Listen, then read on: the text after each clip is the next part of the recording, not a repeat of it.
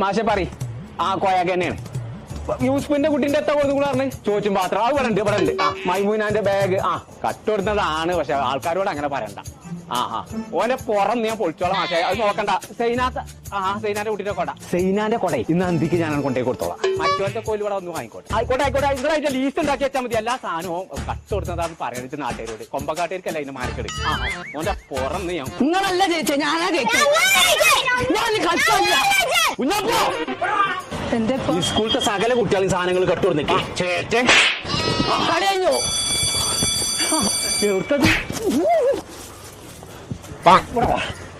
സകല കുട്ടികൾക്ക് കട്ടുകൊടുന്നേക്ക് ഏരപ്പേ എന്റെ സ്കൂളത്തെ സകല കുട്ടികൾ സ്കൂൾ തുറന്നപ്പോ യാറാ ഹൈപ്പർ ആരുടെ കടയിൽ നിന്ന് ഫുള്ള് വാങ്ങി കൊടുത്തിട്ടേ നിങ്ങളോട് ഞാൻ വാങ്ങി തരാൻ പറഞ്ഞെങ്കിൽ വാങ്ങിയെന്നോ പിസ്ക തണ്ടായിട്ട് നടക്കല്ലേ ഇസ്കന്നാന്റെ വാപ്പ ആന്നെ പറഞ്ഞ കൊമ്പക്കാട് പോയി